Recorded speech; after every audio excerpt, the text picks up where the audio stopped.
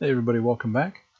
What you have missed is just the addition of these window components. In our last video, as promised, I stuck with just making the smaller lower window.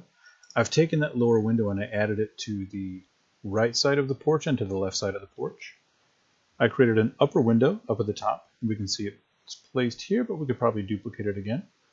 I've also made this middle window, though I have stopped short of making these additional little brackets underneath the window. You can see them here and here. We can add those in later, but I just wanted to get those placed at this present. The biggest omission at present for me is the top of this porch. Really would like to get the top of this porch laid in. I can do that in a couple of ways. What I see that I'm missing is twofold. One is this overall molding that sticks at the top that kind of goes from the right to the left, and then this molding around the pitched roof section. I'm going to deal with those in two sections, then I'll fill in the middle. So the first thing I want to do is go ahead and lay in this molding. Now, we've already done this before where we did the 45-degree angle on these side moldings, but because this is flat, I'm just going to go ahead and draw it in exactly where we are. Now what I'm not going to do is add all of these little guys that stick down, these little dentils. I'm not going to deal with them. But maybe I'll add an additional little thing just to give it a little bit more visual oomph, let's say. So let's go ahead and pull this down. Let's pull this in. So now I've got a little bit of a profile. What I want to do is I want to put that profile around my porch. So let's grab them, double click it, Control X. Now what I'm going to do is I'm going to add it to my porch details. So I'll work on my porch. I have a lot of stuff that I see that is kind of distracting. So we're going to do one additional thing that'll let me only see my components. Right now, when I double click a component, everything else is grayed out. I'd actually like it to be gone. So I will go up to my View header, and in View, when I go to Component Edit, instead of Nothing, I'm going to say Hide Rest of Model. So now you can see when I'm not in the component, I see everything, but if I'm going to edit that component, it hides everything else. So let's say we're going to go to Edit, Paste in Place. So now I have this molding up on the top, and you might think I'm going to do the normal thing that we've done with our Follow Me tool, where we double click the profile, Follow Me tool, and then we hit the molding and it zips it all the way around. But I don't really need this stuff here in the back. So I'm going to do a little bit of a modification as to how I'm dealing with that.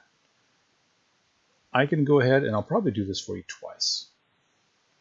I can do the full sequence of click the profile, Follow Me tool, and then the molding. Or there's another way to use the Follow Me tool if we can see all the edges that we want to get to. And that is to just grab the Follow Me tool and just click the profile that we want to zip around and just stretch it. So now we're just stretching this around all of our edges. And I can do it that way too if I don't want to take the full circuit. And if I come back and take a look, things match up pretty well. I'm happy with that. I might even take this guy, just pull that down a little bit to kind of signify that section where my dentils are. Now, I'm happy with what's going on, so I'm going to come out of this component. Once I do, all of the rest of my building is going to start showing up. And I want to work with this slanted roof, but that slanted roof has a lot of molding on it too. So what I want to do is I want to figure out how can I trace this upper edge of just kind of that shingle line. And the way I'm going to do that is I'm going to come down to here where that shingle line starts to touch back here. So my pen will say on the face of the group. So let's say I start right there. I'm going to come out along the green axis, which is this way, right? I'm going to come out along the green axis until I get to where it seems like it would line up. So let's just do a quick search. It should be sitting slightly beyond that molding that it's above. And Yes, slightly beyond that, so I'm happy with how far out I went. Now, it's hard to just say I'm going to go up at a diagonal, because whenever I go up at a diagonal, it's hard to tell if I'm actually in line or not. So what I'm going to do is I'm going to draw a line this way. I know that the peak of this roof, right, is in line with the midline of that whole porch. So what I'm going to do is draw to the left along the red axis, hold down the Shift key, and then I'm going to reference any of these lines until I get to the halfway point. And now I'm going to go up. Once I go up, I can go right up to the edge of where that shingle line is. So if I scroll out, you can see I'm kind of giving myself some landmarks to work with. And once I get down to that, I'm going to connect the two, and then I'll delete these guys that I didn't need. So you can see I'm starting to make that upper roof. Now, if I want to connect this with my rectangle tool, I can't just go to one point and go to the other, because my rectangle tool wants to stick alongside of one axis. You can see it's starting to preserve the blue axis. So what I'm going to do is use the guy just to the right of it, the rotated rectangle tool. If I click on the rotated rectangle tool, I can grab one of my anchor points, come to another anchor point, and then slide along to the third anchor point. So the rotated rectangle tool is a really helpful tool to use. Now, what I can do is just take a look and see what I've got. I feel like I follow that ridge line pretty well, so I'm pretty happy with that. I'm going to go ahead and now I'm going to extrude this down. And what I mean is I'm going to take this guy, I'm going to pull it down like this, but not obviously that far. Let's go ahead and just take it and pull it down so that I have the depth of that first extrusion. I like it. I'm going to use my offset tool. My offset tool will let me grab a profile and then inset from it. So it's an inset tool and an offset tool. So I'm going to pull in until I get to the next section that I want.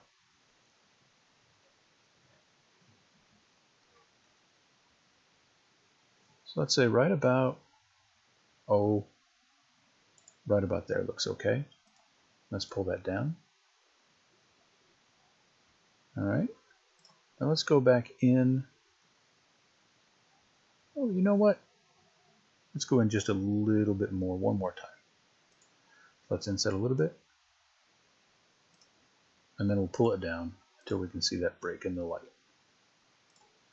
So not too bad. I like that. I'm happy with that. We can work with it. Now if I come back out, let's turn this into a group and let's continue to modify it. So let's go 1, 2, 3, right click, make it a group. Okay. Now we have this view component edit hide rest of model. So if I go and work with this, I should hide everything else. And I do. So what I want to do, now you can see when I inset from all edges. So what I want to do is I want to go ahead and pull this flat. I'll delete that line. Now I could go back here to the extrude tool or the push and pull tool. Or if I'm going to keep working over here, I can just toggle between the P and the E to use push and pull and eraser. So I use a push and pull, eraser tool. Now back to the push and pull tool, back to the line, erase the line, push and pull up, and then erase the line. So I'm good to go there. What I need to do now is fill in the middle. And to do that, I'll just draw a line from one side. I'll hold down the Shift key until I get to there and draw up. Now push this guy, and I do not have to make this exactly to where it needs to be because I can adjust it later.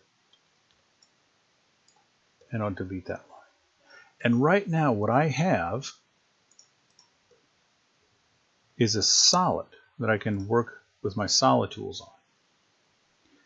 And now that I've said that, I think I want to preserve some of these lines a little bit. I'm going to have to come up a little bit more, won't I? That's okay.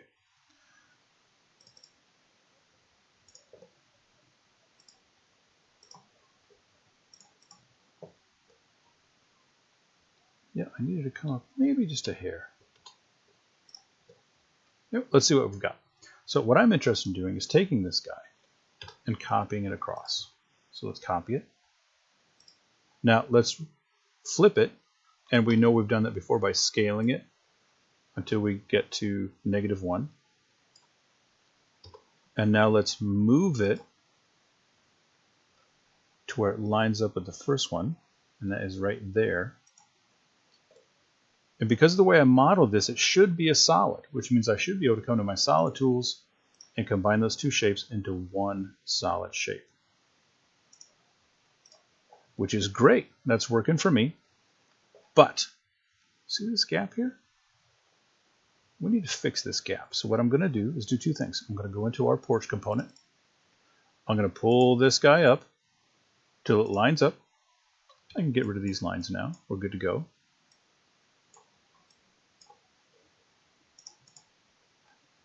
Now I have this great top to my porch, but obviously, unfortunately, it's only in one of them so far. So just like we did on the columns, we're going to Control X. Now we'll go into a porch component and hit Edit, Paste in Place, and now it's on every porch component. So we're making some significant progress on what we've got to get done here. And while we're here, we're going to do one more thing, and all that will leave us then is that centralized drum. So let's take a look here at the middle. In the middle, we're going to go ahead and get rid of this inner square. We don't need that right now. And what we want to do is we actually want to inset, because if we need to make some modifications here, this guy should go up to a peak all the way up to the middle, and it's hidden inside of that drum. And what we're going to do is we're going to inset a little bit to where we have maybe just a little tiny square. Okay. Let's take this square, and right now we can't move that square up. We can move it in the left, the red axis. We can move it in the green axis, but we can't move it off of the blue because it would cause this whole roof line, which is flat, to fold. A couple ways we can do that and force it to happen is we can actually draw little diagonal lines, so we can draw in the folds that we want SketchUp to utilize. And if we do that, now we've got something that we can modify. Oh. So what's happening is, take a look at these lines. See how these lines are really thick? It's because they're not connected to anything. What happened is these lines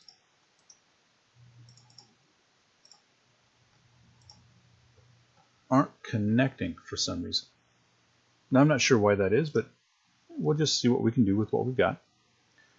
If we take this guy and try to move him up, still doesn't work. So I told you if I made a mistake, I'd leave it in. And I did. So let's do another technique that'll work for us. Let's get rid of these lines that we drew. Ah, okay. I see what was going on. No problem. Don't worry about what's going on there. We've got a better way to proceed. And that is with the Alt key. Now, we can draw these lines out if we'd like. The problem is, and I'll show you what was going on so that you can help diagnose your own models. If we Control Z, I wanted these lines to be very, very thin, just like this one is. If you have a thin line in a model, it means you're clipping through a plane into two different sections. But these guys weren't cutting in. I wasn't sure what was going on. And what was happening is if I hide this top edge, you can see I've got these little guys in there. And what was happening with those little guys is that they were breaking those long lines, so they weren't actually cutting into that profile at all. So if I delete these lines,